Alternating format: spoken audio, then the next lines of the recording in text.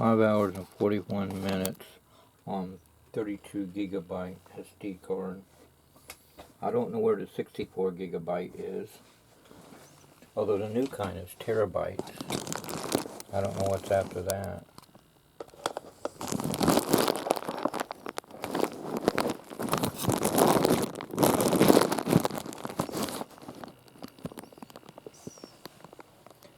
I misplaced it somewhere. Not sure it was in the camera, but maybe it wasn't. I even checked in the laptop, it's not in there. If I took it out, I don't know. I thought sure. I could have put it in there, but if it is, I don't see it in there. I don't know.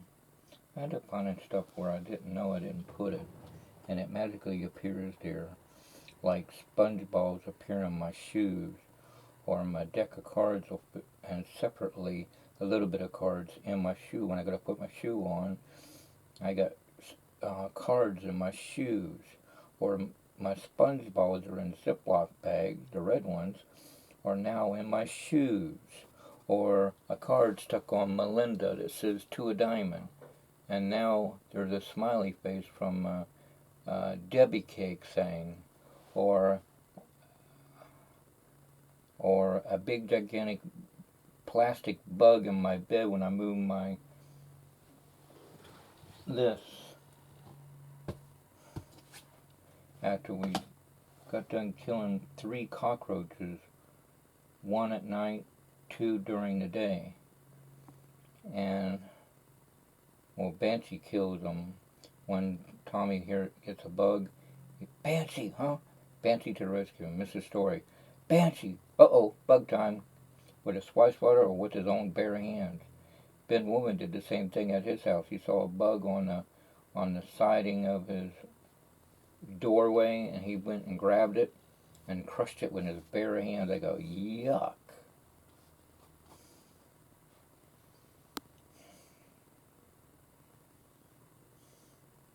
To my knowledge, I don't remember any at Mr. Duncan's on 116 Mount Vernon Avenue. Not even Matt Galloway's house at 110 Mount Vernon Avenue. The Galloway's house. Matt and his mom and dad. Okay. I was going to do something, I know. Where's the Rubik's Cube? Oh well, I'll just do this. I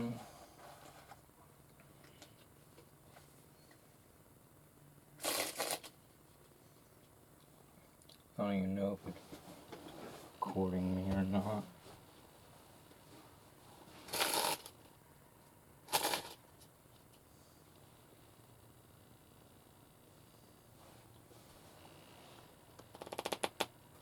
Like, for example, if I wanted to, if someone picked a card, say they picked the,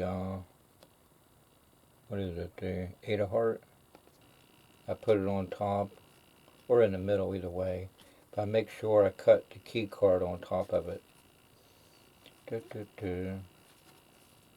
And normally you go like this and find the key card, but I'll find the key card a different way.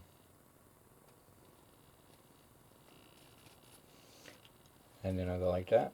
Is that your card? Or I might do it this way. The 7's not your card? I thought sure it was your card. Or I can go like this. That's not your card. Now it's your card. Or 7 of Heart, that's not your card.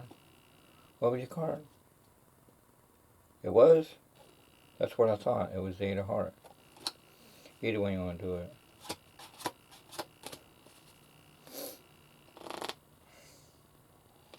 Or, better yet, I could do this. This helps. I do it right. Oh, I see it. I could do this.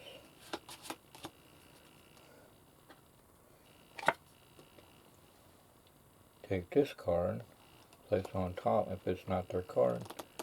If it's not your card, give a little wave and it changes to your card. Or I could do it this way.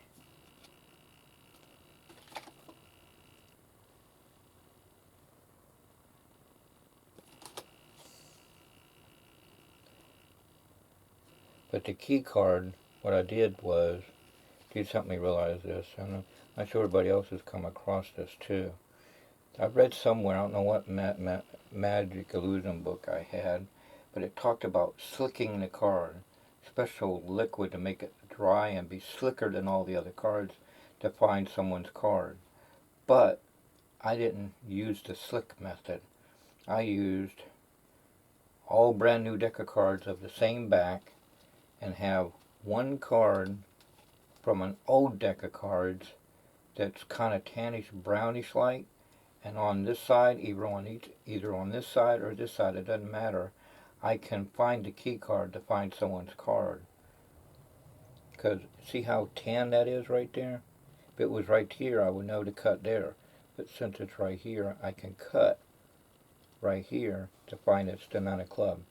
I made sure to take the Nine of Club from this brand new deck. I put it somewhere.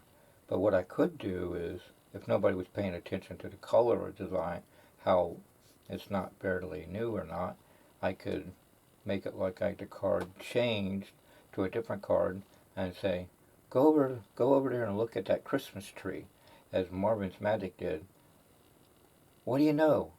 The person says, it's the Nine of Club. Anyway,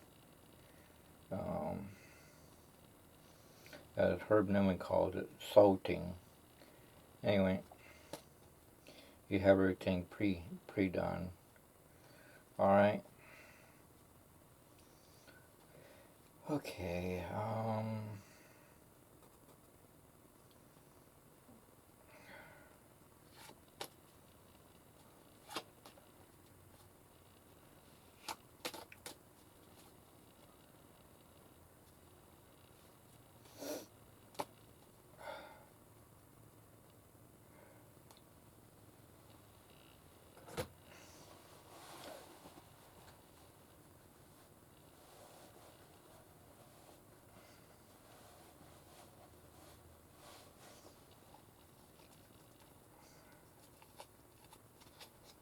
the missionary families this week, they liked me doing tricks on them.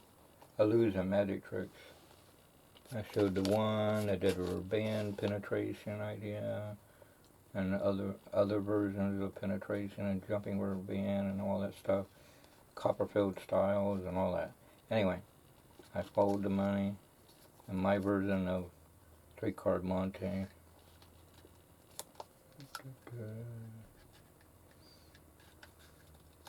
When I unfolded it, they went, wow. And some, I think, went, wow, cool. And their sister said, what? He turned a 1 to a 5. Okay, now reverse it.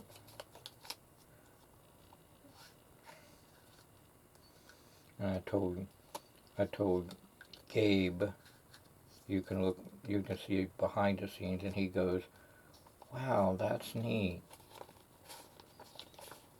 And he says, I see what you're doing. He said, that's clever. And I said, yeah, I know. Jesus helped me to figure out Copperfield's moves. And I knew he was using a thumb tip. The best kind to use is a Burnett thumb tip. He borrowed Eric's $100 bill. And he said, if I did this in reverse, I wouldn't have to do shows.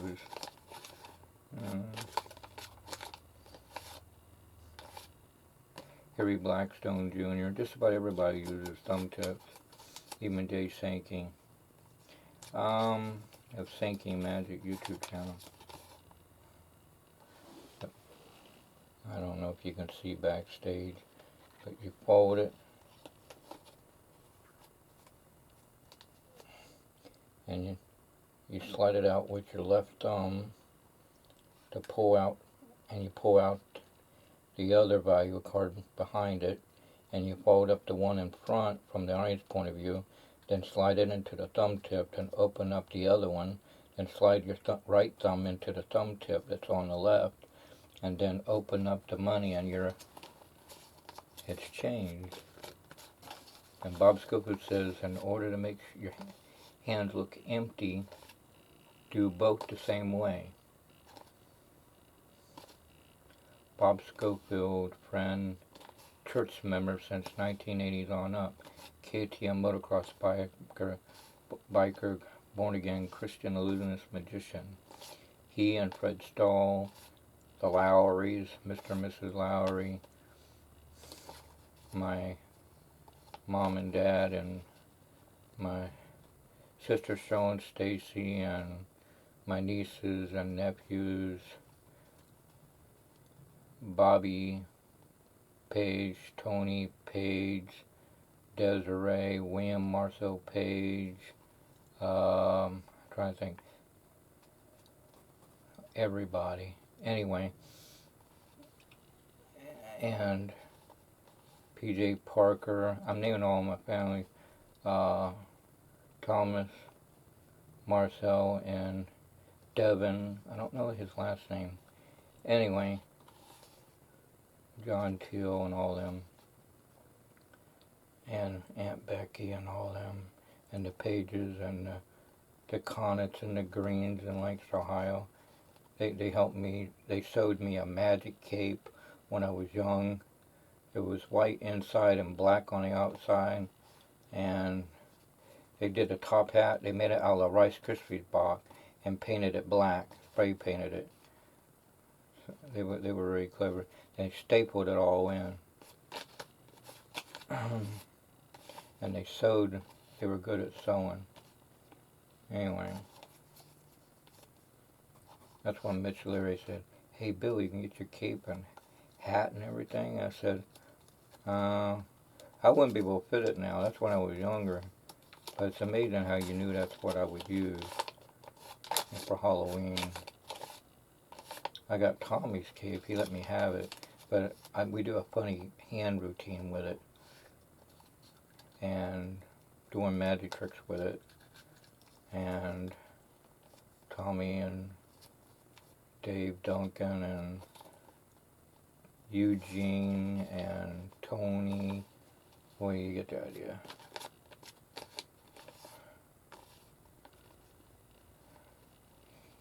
Even Eugene's two boys like to learn magic. I gave them DVDs worth of magic and Rubik's Cubes. That would be Raymond Eugene Smith the Fourth and Alex Smith. There we go. Well, you get the idea. Katie Smith helped out. She recorded the night. No, it was a Bermuda Triangle special. While I was helping my dad at Larry Upland at Cafe 21 Tel Point Center, across Norfolk. He was, and then Tommy started recording it after that. My teacher, Miss Jones, recorded me the Alcatraz special. She gave me the phone number in case she might forget. I'm glad I called because she was about to go out the door to pick her husband up at the airport, and she set the recorder. And when she brought it in the school, she let us all watch it. And then Tommy wanted to borrow it, and then he made a copy, brought it back, and then I had that.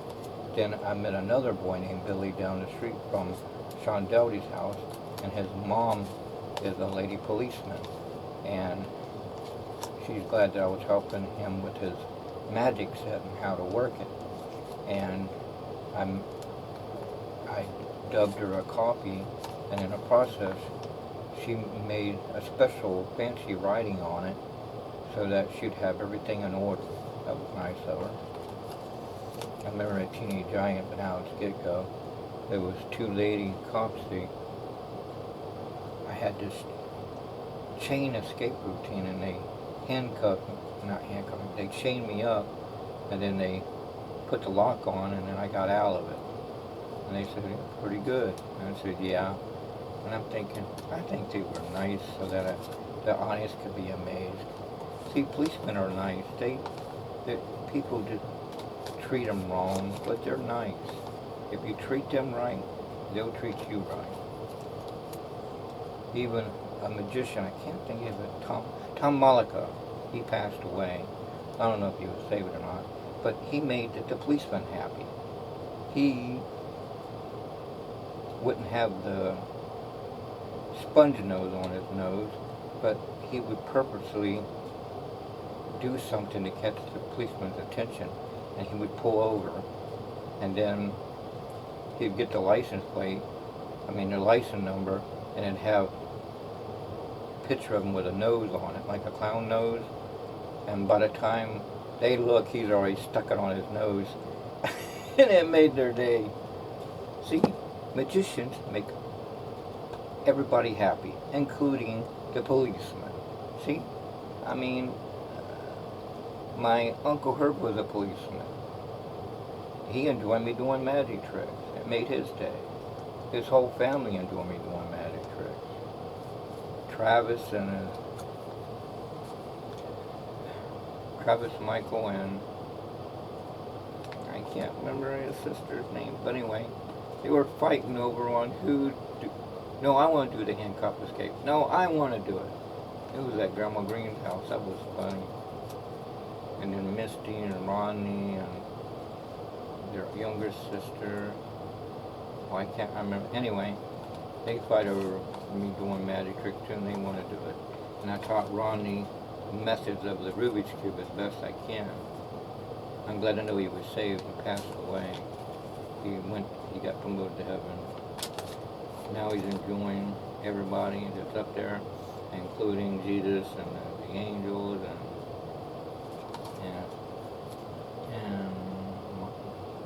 my Uncle Dad, Marshall Franklin Jr. He was good cooking and everything. Ron Reed's good cooking. Anyway.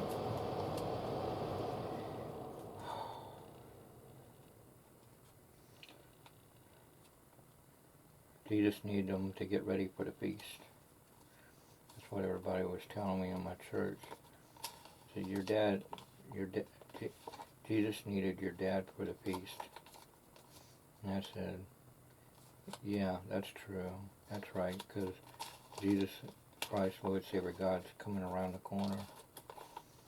And Tom Fowler preached that all the time. Now he got promoted to heaven too.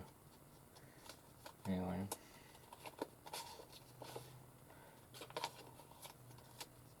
Okay, I know I got the Rubik's Cube somewhere. What do I do with it? That's not Puff the Magic Dragon. I got that somewhere off a TV special, but H.R. Puff and Stuff the movie. It has Mama's Cast in it. Plus I got all the collection of the H.R. Puff and Stuff the series. And they left you hanging that he never did get off the island. Some shows would not leave cliffhangers, and some will. Leave it to your own imagination. And then you could take it from there, and then if you get into the movie production and TV shows, and then you can finish it up with using the same characters with new characters together. Cinema Crawford talking about bringing all those classic shows the way the fans grew up, plus the new generation on the big screen, or as movie theater. Can't wait for that. They were working on the Gilligan movie. There's been a spin-off of Gilligan movies after the TV show, plus a cartoon. They're on the island still, and also Gilligan's Island in outer space. There was a lot of Josie and the Pussycats. And Josie and the Pussycats in Outer Space. Gotta keep up with the Joneses. Lost in Space. Land of the Lost. Then Land of the Lost New Version. I don't know. I can't find the Rubik's Cube. I know it's here somewhere. It didn't vanish. Abracadabra. I don't know. Oh, here it is.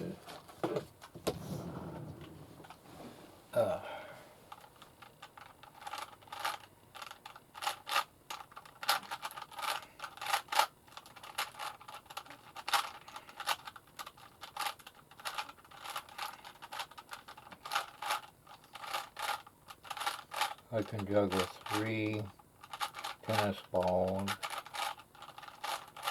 I can take a tennis ball or a regular baseball or softball, put it underneath a baseball bat and balance it, or put it underneath a broom and balance it, or just balance the broom or baseball bat without that, or use a quarter and balance it on top of a baseball bat. Well, what I mean is, I'm holding the quarter and the baseball bat goes on, the part that you hold on to goes on the tip of the quarter, or the baseball or tennis ball, and I balance it. The bat's right about up here, the heavy part's at the top. And I look to see if it's about to go left, right, or something. It takes practice.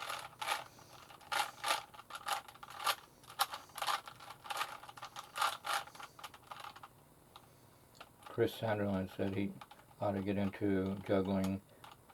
He said his brother, if I heard right, his brother can juggle. He ought to get into it. It'd be a good exercise idea, workout. I was saying once you learn how to juggle, you gotta learn how to stay in place once you juggle. Paul Self taught me how to juggle. Then I branched out trying to work it out. Then I taught John Palmer, and Mac Palmer was glad that I taught his next to oldest son, John Palmer, because he read a book and couldn't figure it out, and I was able to help him. And I said, well, Paul Self helped me. And he said, well, that's good, but it's good that you helped my son out. I said, well, that's good. And I said, I'm glad I was able to help him. See, there's the oldest son, Tim Palmer, and then John Palmer, and then their daughter, Joy Palmer, and the youngest kid is Stephen Palmer. All right. Then Mary Macbeth Palmer, their mom, and their dad is Mac Ward Palmer. In other words, Pastor Ward Mac Palmer. The founding pastor is Dallas Angley. Then Pastor Ward Mac Palmer. Then after Mac Palmer is Walter Coles and his wife Jan Coles and their children. And then now we have Pastor Mike Asher and his wife Renee Asher and their 11 children that God provided for them. And youth director Mark Taylor said, wow, enough to play a game of football.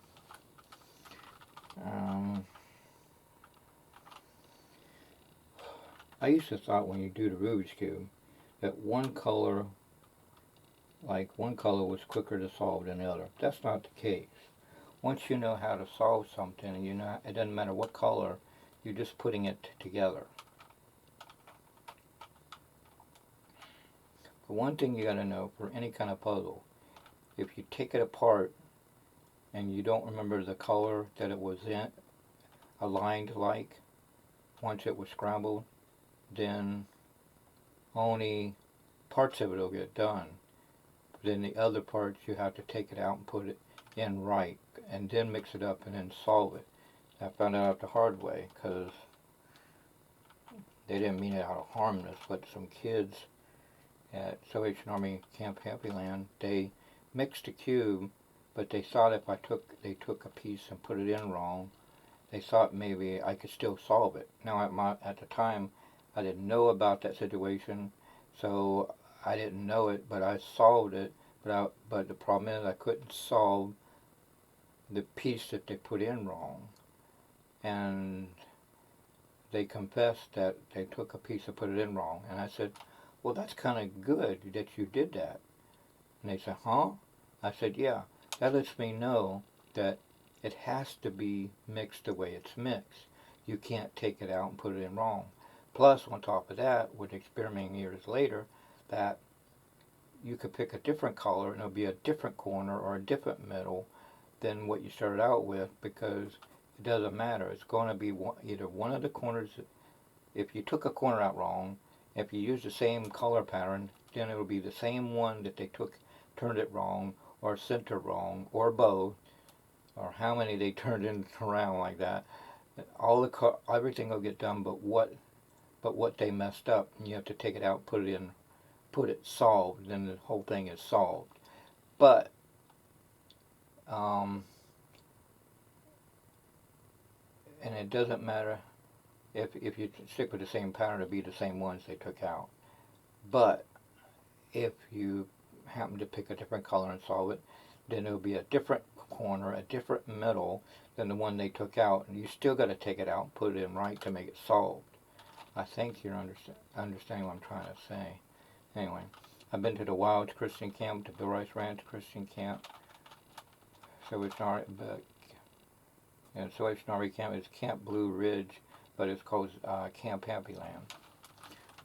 Oh, the camp counselors want me to teach them how to solve the Rubik's Cube, and I eventually taught everybody. I taught Benny the Magician, and I forgot my camp counselor's name.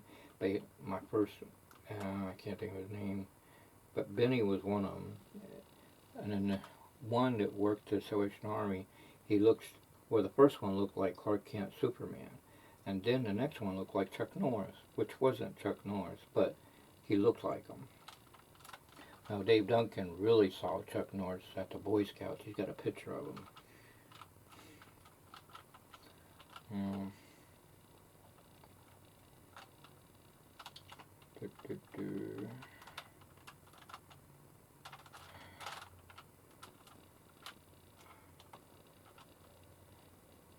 Don Hancock. Not Don. Is it John? Don Hancock. Yeah. He looks like Clark Kent Superman. He could play the role real good. I'm trying to do this, and anyway, the top slows me down. That's the one thing. Once I get the top and get a color line, then the middles are easy, and the bottom corners are easy, and the centerpieces are easy. Sometimes I don't even have to solve the bottom.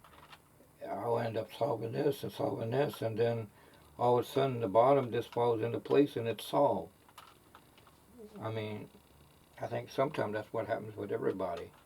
Could be wrong, but I think that's why sometimes their time is even faster, because they didn't have to do certain patterns because it came into play while they're solving it. They didn't have to do the other part because it just solved. It just so happened they picked the right pattern that it solved itself. I always wondered if they could make a Rubik's Cube that could mechanically, like a computer, solve itself. And now they got it. First they started out robots solving cubes. And now the cube itself is the robot. And you can mix it and solve it and let it go, and it'll solve itself. Anyway.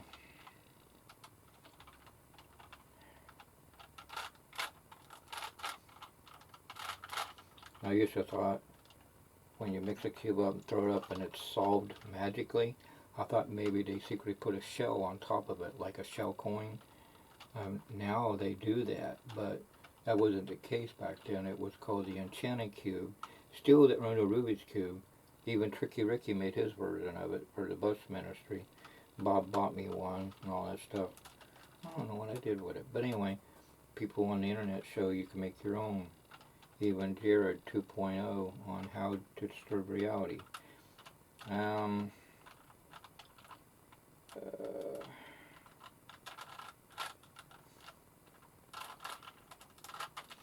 Stephen Brunion's Cube 3, he uses a different method altogether.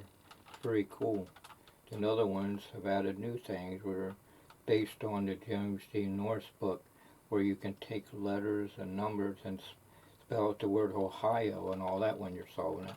But it's like Mr. Peterson, Tim Peterson, missionary guy, he can solve the Rubik's Cube too.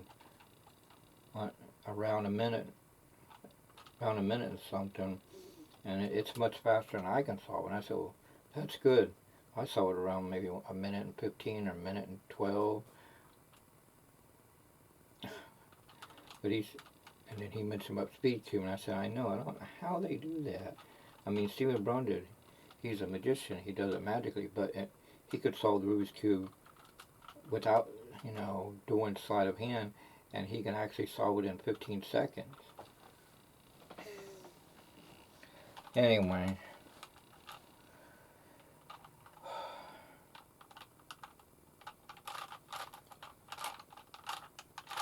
solving the Rubik's Cube,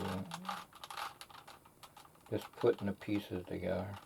I taught my dad, Marcel Franklin Page Jr., everything on the top and the bottom, but when I did started doing patterns, Bill, you lost me. Cheryl did the same thing. She got here and here. Then later on, a friend of hers taught her how to solve it somehow, and she was able to solve it. But now she only can get the top and middle again. She forgot how to do the bottom. I bet if she played around with it would come to her.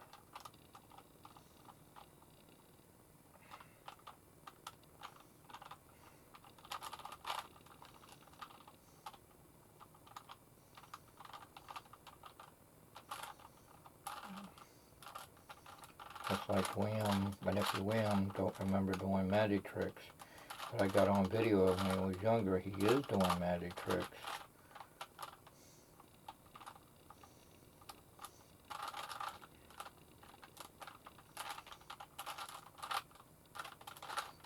With a mad sleight of hand.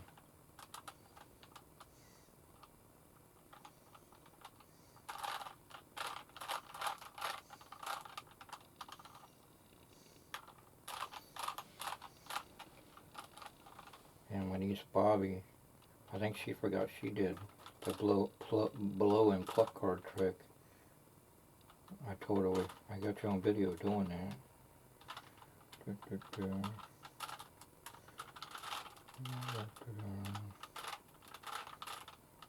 see.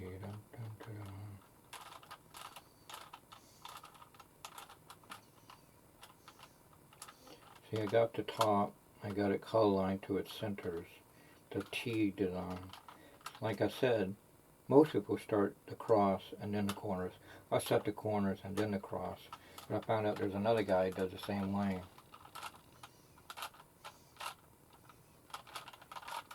There's Ripley's Believe It or Not. That's Incredible and stuff like that. People solving the Rubik's Cubes. Back then, one guy solved 2 Rubik's Cubes 2 minutes flat. So that means with one Rubik's Cube, he would solve it in 1 minute. But I knew the Rubik's Cube was up to something, had an ace up his sleeve, so to speak, that he was letting a new generation to learn, because he brought it back, which is good, because I've been missing the Rubik's Cubes, and the pyramid, and the Rubik's snake, and all that, the pocket cube.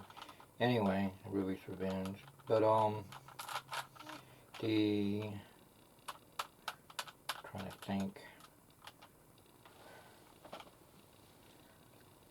I ain't actually seen the Rubik's snake out yet. I've seen a newer version that makes it like the Superman symbol, but it's not, and you can turn it into a ladle or something, but you can't turn it into the pattern into a ball. It looks like a satellite design. But there was one, it was a miniature one, they actually could, but it had a different shape on it when you got it, and Tommy said, here's the snake, and I put it together. Hey, yeah, it is. I put it in a ball. It's a real tiny one. It was in Target, in the puzzle section.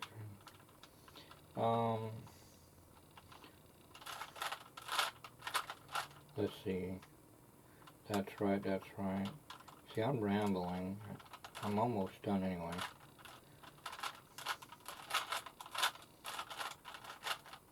James D. Norris said, "You'll find ways to cut your solving time," and he's right. You just help me find patterns to do the center quicker. James D. Norris has a neat way of the 5th step. That'll be solved. You go outside, yell that you solved the Rubik's Cube, then go back inside and reward yourself to the refrigerator. Okay.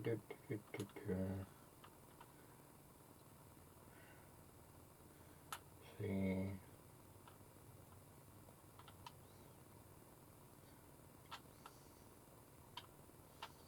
Trying to do this to see. Yeah. This is the one where I go like this. And then I come over here.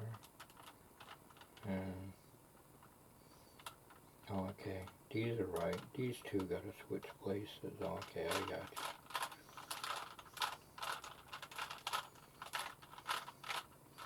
Now they're in place. Not color line. Well, 2 of them are, but 2 are there, but not color line. That means I gotta keep those right. I'm trying to remember how I do this now. It's been a long time. See, this is. I think I keep them in the back. Or do I? Well, maybe I'll keep those like that and those on the top. Well, I'll find out.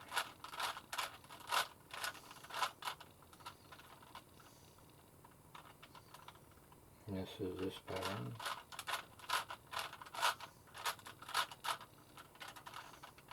Now this pattern is really easy to do. Twice, twice, twice, back, up.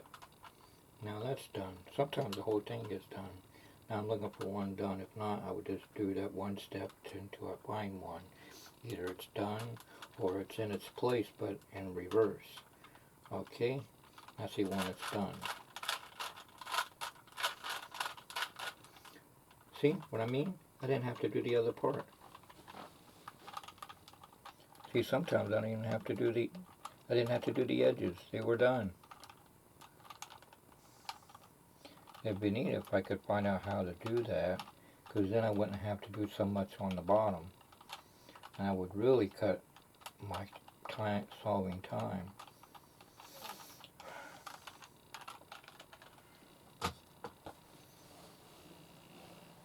Same bat time, same bat channel. Like I tell everyone, you all can freely make copies of all my videos up to upload on YouTube and Facebook. The VBS skits, the David Copperfield specials, the Doug Henning specials, the David Blaine specials, the Magic TV specials, church activities, church-wide picnics, church-wide basketball games, church-wide going to the Tides baseball games. Well, you get the idea. And the family outings at my parents' house and my niece and nephew's house. Well, you get the idea. And my Aunt Becky's house. I didn't have a camera when we were going to Lakes, Ohio, or I would film all that, but there was no way I could do it because I didn't have a video camera back then, or I would have. Everybody be on camera, being goofy and funny and being amazed at me doing magic tricks, and I would see how much the houses have changed from the outside to the downstairs basement and all that stuff. Belinda and Dell's and all them, and Aunt Jerry's and Eddie and Pam Summers and Travis, and well, you get the idea. Misty and Monty and all them. And if I had a video camera when Grandma and Grandpa Greens was still around and film and all that, she would always have my dad Marcel's favorite potato chips ready. Utz potato chips and a can of Pepsi. And back then, in the 70s and 80s, they were metal cans, not aluminum. So you pull the tab and throw the whole tab away. Nowadays it's aluminum, and you do the thing, and it stays in the thing. Well, you know how they do it now. A lot of things have changed over the years. I was born in 65, June 10th, 65. So the whole lot has changed since then. And some things have always kept the same thing. And some have not changed, but maybe they have a little. It's like our church is never changing and it's changing times. But we did get our first digital sign, and we did make the foyer area, the welcome center, more in the center, and made more room on the left and right for everybody to sit down and for visitors to have snacks while Pastor or Nathaniel Brown or Kevin Brown, whoever is doing the thing, talk to them, get to know them, and anything left over after the visitors, then everybody can have at it, even at nighttime. Plus we had the food pantry, thanks to the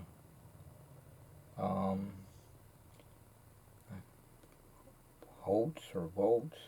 I can't think of their names now. Anyway, I know who they are.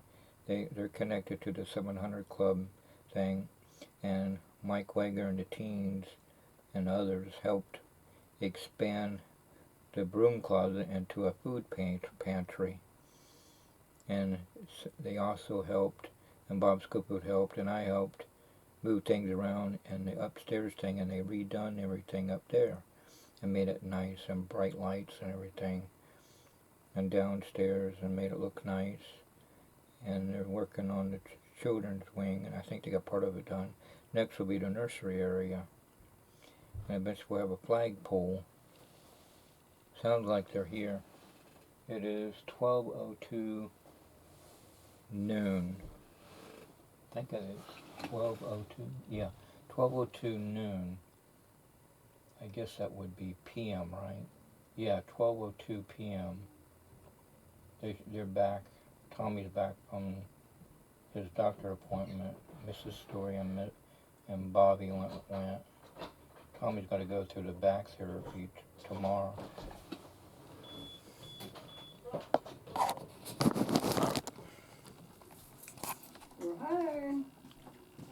Okay. I'm taking my key out.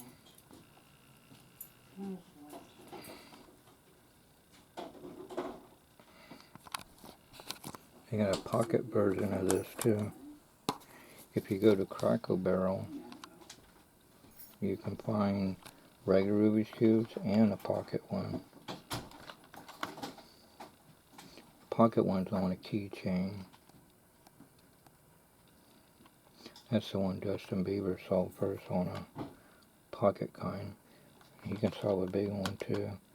And Will Smith can solve a Rubik's Cube. Chris Pratt, born again Christian actor, can solve Rubik's Cube.